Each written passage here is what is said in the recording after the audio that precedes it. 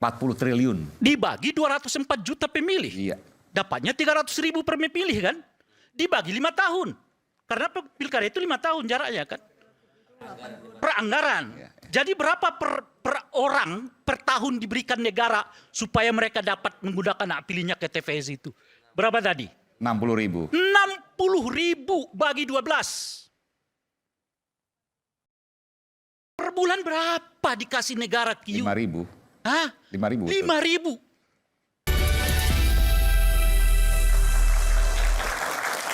Kita kembali di Rakyat Bersuara. Saya ingin ke Mbak Lulu. Nah, saya sedikit aja 2 kalimat boleh ya. Yang pertama, jangan ada kesan kita mengatakan bahwa satu partai saja ini yang punya masalah. Oke, ya. oke. Ketika Fair, Bapak fair Presiden nih, menyatakan demikian, saya mau sebagai rakyat, mudah-mudahan semua yang ini nih, nanya Pak Presiden, kenapa biayanya mahal? Apa bisa dimulai dari partainya Bapak Presiden dulu? Kan mumpung jadi presiden nih. Bagaimana cara membuat biaya mahal itu tidak terjadi sebelum kita kembalikan ke DPRD. Karena sekarang kekuasaan kan ada di tangan beliau dengan niat baik untuk misalnya demokrasi. Itu asta karya ya. Cita. Asta cipta. Itu 3 yang utama, demokrasi dan HAM. Betul kan?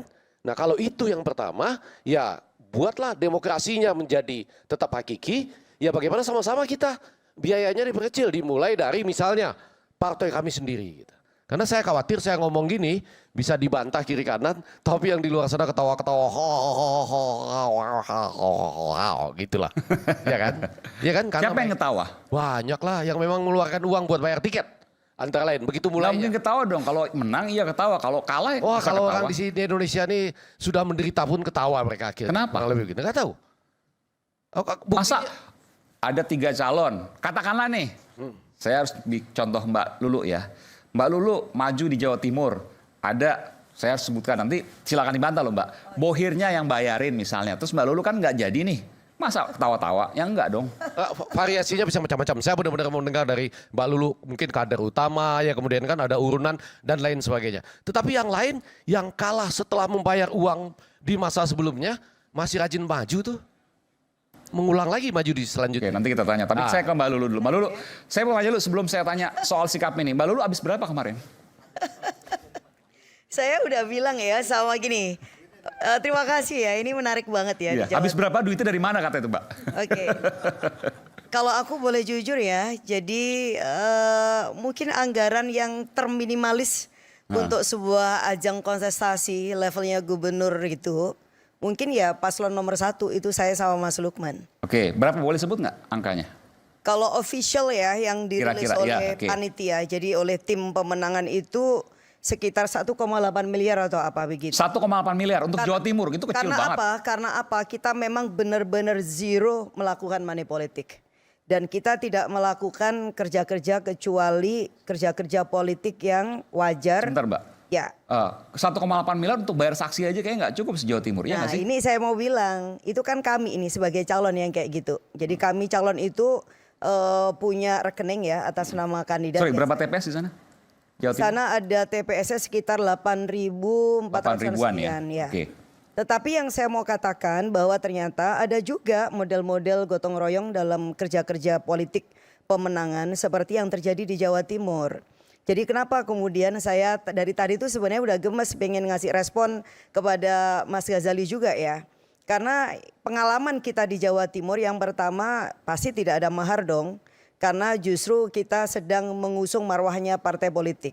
Justru ini kita dianggap sebagai kerja pengabdian. Jadi kita ini dianggap melakukan tugas ya sebagai kader yang dipercaya oleh partai politik untuk maju di dalam satu kontestasi, dan tentu partai sudah membuat ukuran-ukuran kenapa kemudian saya misalnya dan Mas Lukman yang kemudian dipercaya kemudian maju.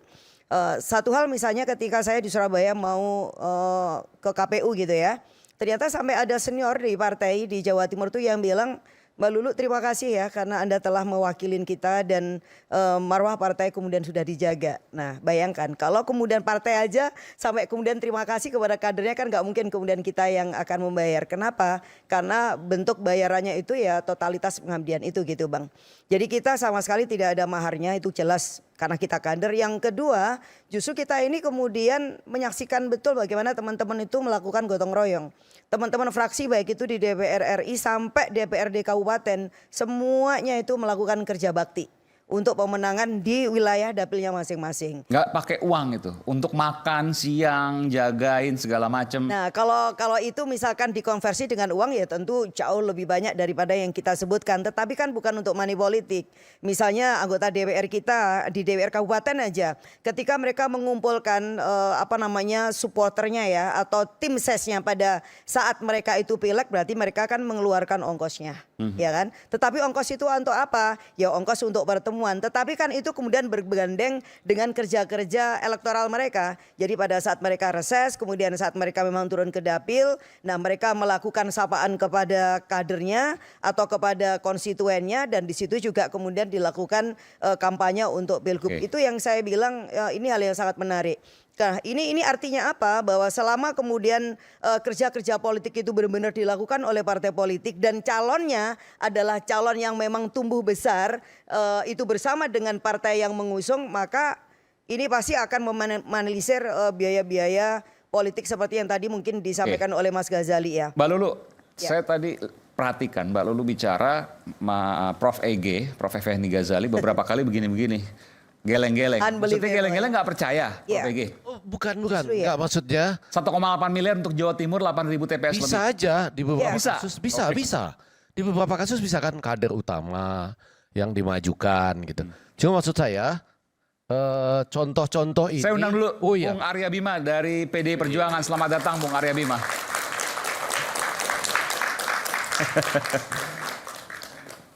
Apa kabar Bung Arya Bima? Kabar selalu baik. Oke, silakan. Jadi gimana, Prof? Ya, saya lihat Mas Arya Bima Bangsa hitam ini ya.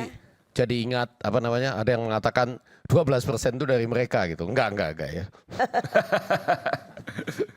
Enggak, balik PPN 12% maksudnya dari sebelah sana gitu. Enggak, jangan. Anda nggak berani tanggung jawab itu. Enggak. Topiknya bukan itu gitu. Nah, balik. Nggak apa mau disinggung dikit nggak apa kok. Ya, saya mau bilang bahwa pasti akan ada kalau kita temui hal-hal yang seperti ini. Tapi berapa jumlahnya dibanding 545 gitu. Itu kan selalu. Nah, kalau semuanya atau sebagian besar. Tapi 1,8 miliar untuk daerah sebesar Jawa Timur, 8.000 TPS lebih, mungkin. Tapi begini, yang kita tidak hitung kan kontribusi. Saya bilang tadi ya kan, bahwa ada kerja bakti, ada kerja gotong royong yang dilakukan oleh para kader utama kita. Oh, dia ikut nyumbang Iya juga? dong. Iya dong. Iya dong. Kalau nyumbang nggak perlu dilaporkan juga itu? Ya ada yang bisa dilaporkan, tetapi kan ada yang mungkin tidak perlu dilaporkan karena itu berbareng dengan tugas dia turun ke dapil. Kalau Maksudnya lebih dari begitu, jumlah ya. yang boleh, ya harus dilaporkan gitu kan? Iya. Tapi kalau enggak, tapi poin saya kan kembali, kalau misalnya banyak yang seperti ini, lebih besar jumlahnya dibandingkan, katakanlah kalau ngambil di tengah rata-ratanya berapa, ya sudah Bapak Presiden nggak usah dong mengeluh, betul nggak? Iya kan?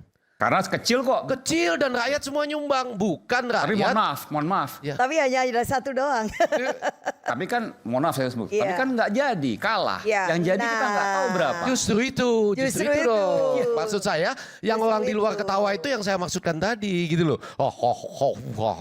Sebenarnya akan berbeda ceritanya ya kalau Ya. kemudian dengan budget yang minimal gitu ya, tetapi dengan kerja politik maksimal dan kemudian tetap terpilih. Ya. Nah itu ada juga, Ya, itu pasti. ada juga memang, Ya. tetapi Cuma untuk- berapa persentasenya? Karena saya kalau itu yang besar, nggak perlu Bapak Presiden ngomong gitu. Ya, Nggak, tapi saya tanya, oke 1,8 miliar dan akhirnya kalah begitu ya. Kalau saya tanya ke Mbak Lulu kalau suruh milih antara pilkada langsung dengan tak langsung, Mbak Lulu yang menjadi orang yang pernah praktek langsung di lapangan, pilih yang mana? pilihannya ini selalu hitam putih kayak gitu ya. Problemnya apa dulu nih? Dari langsung atau tidak langsung? Karena saya ini kan tipikal orang ya. Problem utamanya efisiensi, boros. Gak hanya efisiensi sebenarnya. Saya masih ingat ada hasil kajian dari Badan Keahlian DPR tahun 2017 bahwa pilkada langsung itu contohnya satu meminimalisir oligarki. Tetapi ini kemudian kita lihat ya realitasnya apakah oligarki itu justru Satu, dia memang tidak ada atau malah tumbuh subur pada pilkada langsung. Nanti itu biar ketemu kita. Kalau sakitnya apa, kemudian resepnya juga jelas. Nggak seperti tadi itu gitu ya kan. Terus yang kedua justru meminimalisir politik dinasti. Karena apa? Terjadi yang namanya sirkulasi elit. Nah ya kan terjadi kepemimpinan yang... Meminimalisir bukan berarti Ya. menolkan ya. Ya tidak nolkan, tetapi ternyata justru tumbuh subur yang namanya politik dinasti. Saya baru aja baca tadi hasil penelitian dari UGM, salah satu pusat riset yang ada di sana. Ada 2 lembaga yang ada di UGM sama di Unikat Majaya. Ada 605 peserta Pilkada 2024 yang affiliate dengan dinasti.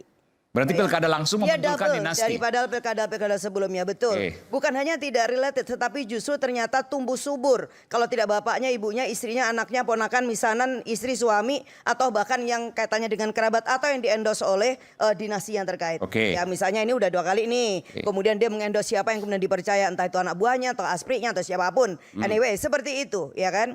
Kemudian memanalisir politik uang, tapi ternyata tadi dibilang sendiri bahwa politik pilkada hari ini bukan hanya menjadi efisien, tetapi memang sangat costly. Ini adalah hasil kajian dulu alasan pilkada langsung dan juga alasan-alasan yang lain, misalnya soal kualitas demokrasi lebih baik, kemudian soal kepemimpinan yang penuh dengan integritas. Tetapi lagi-lagi kemudian kita juga punya hal yang paradoks ya, karena aku juga baca. Ternyata dari 2005, jadi 2005 sampai 2024 itu yang namanya kepala daerah yang dijadikan tersangka oleh KPK itu udah hampir lebih kurang 159 atau 169, lebih kurang ratusan. seperti itu. Artinya itu ada ratusan kepala daerah pasca pilkada langsung yang kemudian menjadi tersangka korupsi. Ini adalah problem-problem yang menurut saya perlu untuk kita mitigasi bersama gitu. Sebelum kemudian membuat keputusan Sebentar, apakah artinya gini, langsung atau tidak langsung. Artinya Mbak Lulu juga menyangsikan, meragukan kalau ini tetap langsung juga nggak benar-benar amat gitu kurang lebih kan? Iya lebih kurang itu, tapi sebentar kemudian tapi yang kita tidak lakukan juga bahwa kenapa sih kemudian ini semuanya bisa terjadi? Kenapa kita tidak pernah melakukan audit penyelenggaraan pemilu? Kenapa sih misalnya apa yang kita anggap sebagai kecurangan? Kalau itu kita sepakatin ya bahwa money politik itu adalah satu tindakan yang sangat messy dan menjijikkan dalam demokrasi kita. Tetapi kenapa itu bisa berlangsung? Kenapa yang dulu itu misalnya itu tertutup bisa dilakukan tengah malam gitu. Tetapi sekarang tuh bisa siang hari bolong, bisa sore, bisa Apa pagi bisa ini? dan sangat terbuka. Iya dong. Bahkan kemudian ada juga Serangan yang fajar. ya bahkan ada yang juga yang semena-mena kemudian deposting di media sosial. Ini loh serangan fajar, tetapi dilakukan itu tidak fajar dan itu sebelum coblosan. Tapi kemudian saya bilang Kalau ada di bansos mana? termasuk nggak ya? Kenapa? Bansos termasuk nggak? Iya dong. Yang saya bilang itu ada minyak goreng, ada beras, ada yang sore-sore itu dibawa dengan geledekan, Pak. Dikirim ke rumah-rumah. Saya mau Siapa bilang, yang kirim itu? Tim ses atau siapa? ya gak mungkin kan calon ngegeledekan sendiri. Ya pastilah bagian dari aparat yang mensukseskan kandidat. Aparat ini saya garis bawahi, aparat nih. Ya aparat itu maksudnya bisa tim ses, bisa siapapun anyway lah ya. Yang pasti kan bukan kandidat yang gawa geledekan kayak gitu. Tetapi itu terjadi juga di Jawa Timur gitu loh. Yang saya mau bilang kemudian ada di mana pengawasan itu? Ada di mana kemudian peran Bawaslu? Andaikan misalnya ya kan kelembagaan penyelenggara pemilu ini yang dibiayai sangat mahal oleh APBN. Konteksnya kalau ini pusat kemudian APBD. Tapi sempat dilaporkan Mbak Lulu tuh. Saya udah laporkan. Bawaslu tapi kemudian Tetapi lucunya dia bilang apa? Ini nggak ditemukan ya ada di mana titik lokasinya. Saya bilang iki loh videonya. Ini sangat terbuka, bayangkan ya kan. Bawaslu mengatakan seperti itu waktu itu. Bawaslu di sana ya. Ya ada bawa pusat juga. Sampai Pusat bawa juga. pusat juga saya sampaikan. Ini loh kejadian seperti ini. Ini sebelum coblosan seperti ini dan itu diposting di TikTok. Itu yang saya mau katakan begini Pak, bahwa demoralisasi itu udah terjadi luar biasa dan ini kemudian yang bahaya apa? Dianggap itu sebagai satu kenormalan gitu loh. Ini dianggap sebagai normal. Nah, normalisasi itu yang menurut saya itu bahaya.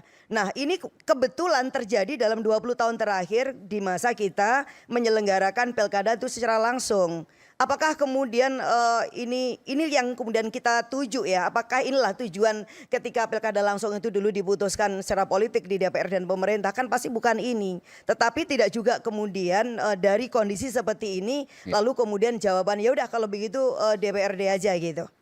Tapi saya melihat gini, Ya. Mbak Lulu sebenarnya ingin mempertahankan pilkada langsung ya, Ya. sebagai praktis. Tetapi dengan Tetapi perbaikan ya yang dengan sangat ya. pengalaman-pengalaman selama ini kemarin waktu di Jawa Timur kok menyangsikan kok ya karena kayak gini gitu. Iya, karena menurut saya begini Pak, saya masih ingat sekali ya tahun 2014 waktu itu Konbes Nahdlatul Ulama di Cirebon dan Musyawarah Nasional Alim Ulama oleh Nahdlatul Ulama.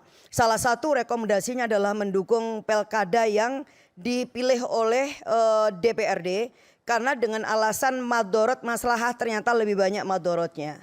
Jadi dalam pendekatan usul fikih maka pasti pilihannya hal apapun akan kita nilai mana yang kira-kira kemanfaatannya jauh lebih besar atau sebaliknya kemadorotannya itu jauh lebih kecil, itu yang kemudian jadi pertimbangan gitu. Ya, ya. Nah tetapi kita bicara tentang pilkada ini kan harus dilihat secara komprehensif gitu ya kan. Nggak bisa kemudian pilihannya kalau nggak A atau B, ntar dulu lebih baik ayo kita audit lebih dahulu deh. Jadi audit demokrasi, audit penyelenggaraan pemilu itu penting sehingga kita berada di titik yang tengah, yang fair dan kemudian akan ketemu solusi yang terbaik bagi demokrasi kita Oke. gitu. Bang Rey ada komentar soal ini? Ini langsung Ya. apa yang dirasakan, apa yang digundahkan disampaikan barusan ini. Pedih. Pedih. Saya menanggapi Mbak Lulu atau menanggapi Menanggapi Mbak Lulu pilkada dan mungkin langsung? menilai dari apa yang kemudian menjadi topik kita kali Atau pilkada langsungnya gitu. ini. Iya, silakan. Saya sih menanggapi pilkada langsungnya aja lah. Karena pasti nanti jawabannya juga masuk ke apa yang disebutkan oleh Mbak Lulu. Tapi setuju apa yang disampaikan Mbak Lulu tadi ya? Itu kan Refleks. pengalaman dan Ya. itu semua pengetahuan kita sebetulnya gitu. Kita sudah tahu maksudnya rahasia umum. Oke begitu-gituan gitu. Cuman ya itu tadi saya mau ngomongnya, makanya saya mau sistematisasi deh. Jangan masuk di tengah-tengah, itu di tengah soalnya. Saya kira pernyataan Pak itu kan dimulai oleh pidatonya Pak Bahlil kan. Lalu ditanggapi oleh Pak Prabowo dengan nada yang kurang lebih sama. Pak Bahlil kalau saya baca pidato itu lebih mengungkapkan biaya peserta yang mahal. Sementara Pak Prabowo kalau saya tangkap dari pidato itu mengeluhkan biaya penyelenggara yang mahal juga gitu. Jadi klop lah dua-duanya masuk nih. Baik sebagai peserta maupun sebagai penyelenggara dianggap mahal dua-duanya. Baik yang dikeluarkan oleh pesertanya dalam hal ini paslon maupun penyelenggaraan pilkada kita dalam bentuk anggaran negara gitu. Saya mau mulai dulu jawaban yang sedikit agak lucu atau terserah lah. Saya mengatakan begini, Pak Bahlil itu kan tiba-tiba mengatakan pilkada ke DPRD itu karena pilkada 2024 ini Golkar mendapatkan keterukan yang luar biasa. Jadi saking teruknya lalu ngambeknya itu jangan main-main langsung deh, sekarang ke DPRD aja, kira-kira begitulah. Terpuruk kalau kata orang Melayu teruk ya, terpuruk gitu artinya. Nah, jadi karena terpuruk ngambeknya udah deh jangan main kelereng, main ini aja kan kira-kira gitu tuh. Kalau kita buat langsung itu kelereng gitu kan.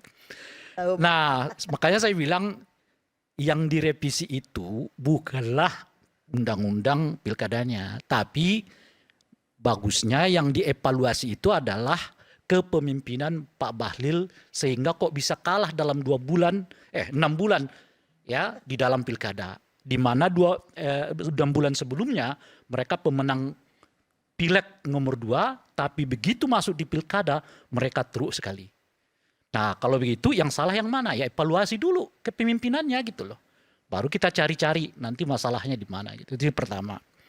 Nah yang kedua, argumen yang agak seriusnya, saya nggak menemukan realitas apa yang mereka sebutkan ini. Pertama, biaya mahal. Di mana mahalnya? Kalau kita merujuk... Di mana mahalnya? Makanya, kalau kita merujuk ke biaya peserta dulu. Jangan masuk kita ke biaya yang berkaitan dengan penyelenggara ya. Ya. Tadi Mbak Lulu mengatakan 1,8 miliar. Mungkin Gerindra mengatakan berapa? Ini mengatakan berapa? Yang sudah bisa kita pastikan adalah berapa sih biaya orang di dalam pelaksanaan pilkada ini adalah apa yang mereka laporkan ke KPU kan. Itu yang kita bisa pastikan. Hampir tidak bisa kita temukan ya peserta pemilu melaporkan ke KPU itu bahwa mereka habis misalnya 200 miliar. Hampir kita nggak temukan. Kita turunkan 100 bagaimana? Hampir kita. Nggak ada juga. 50 miliar mudah-mudahan kita nggak temukan. Jadi PDIP nggak ada 50 miliar? Kepala daerahnya? Enggak usah tanya ke PDIP. Kita tanya apa yang mereka laporkan ke KPU karena itu dokumen resmi. Bisa dibuka betul? Tidak ada. Tidak ada. Ya. Iya itu yang Baru nanya emang nggak ada. semua yang menyebut gitu paling mahal mungkin 10M, 20M. Itu laporan resmi. Padahal realitanya. Saya nggak bicara itu. Saya mau mendasarkan pada laporan yang official. Itu namanya di KPU. Kan.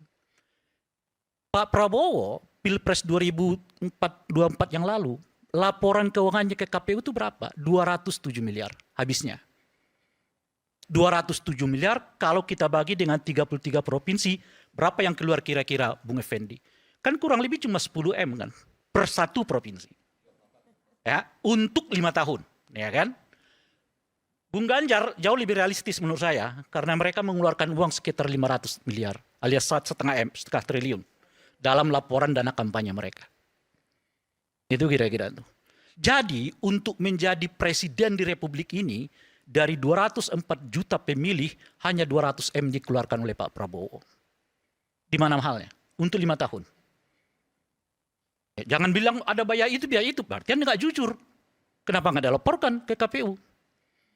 Kalau nggak tidak jujur, keluhan orang yang nggak jujur kita abaikan. Bentar, 200M kan juga besar banget itu.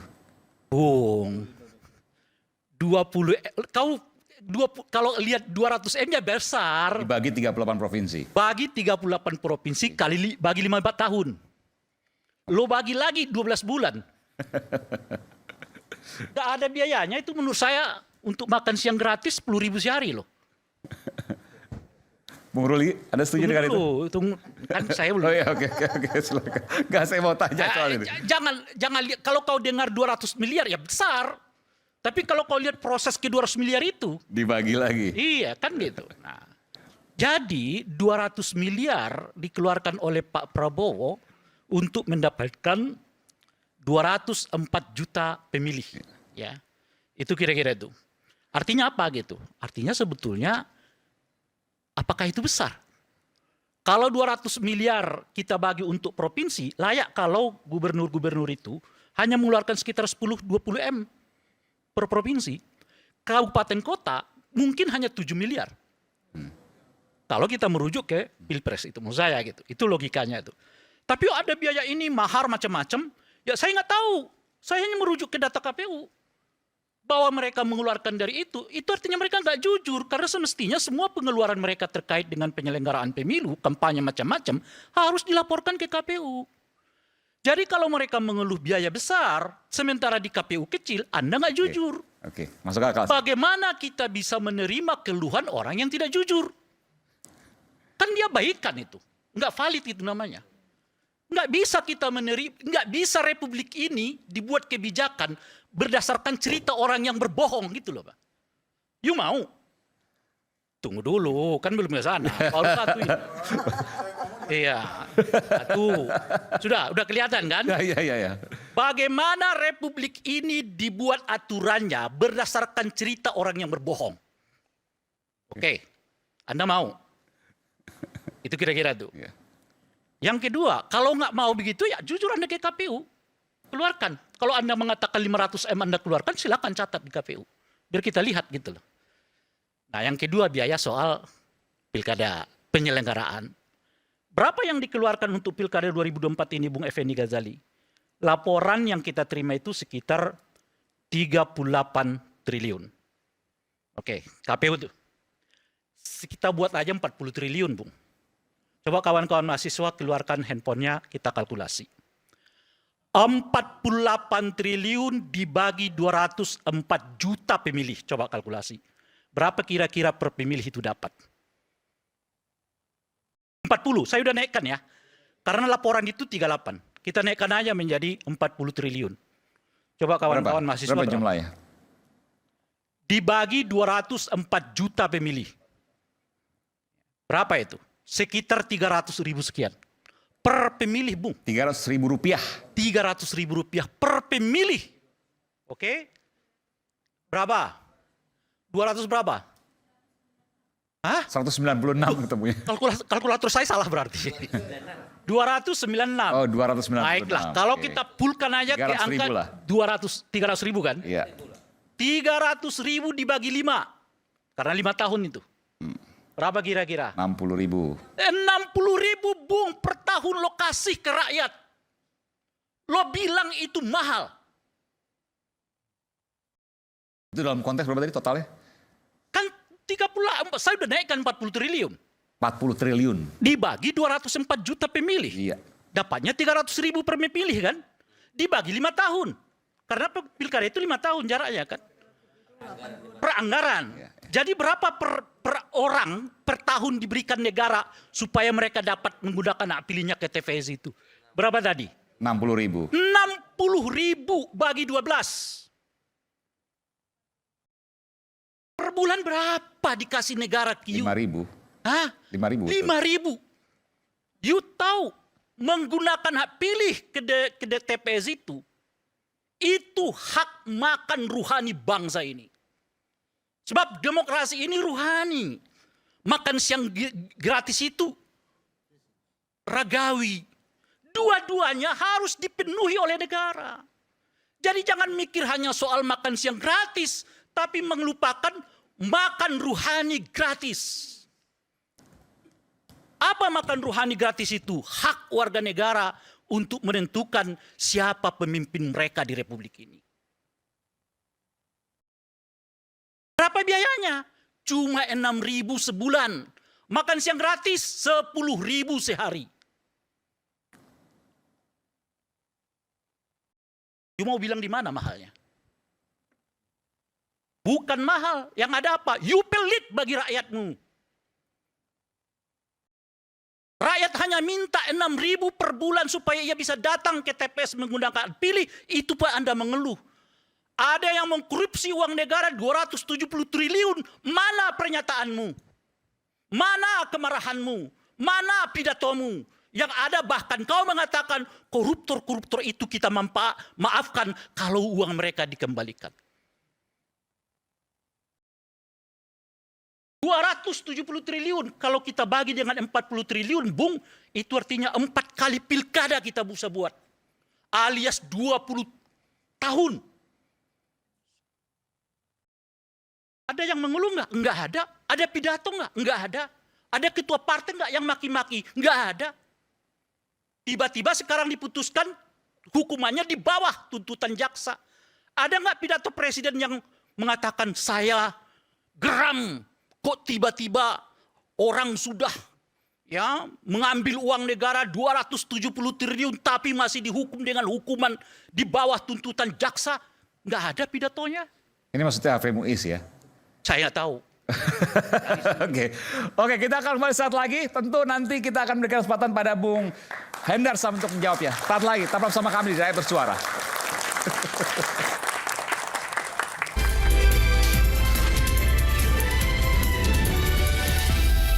Sama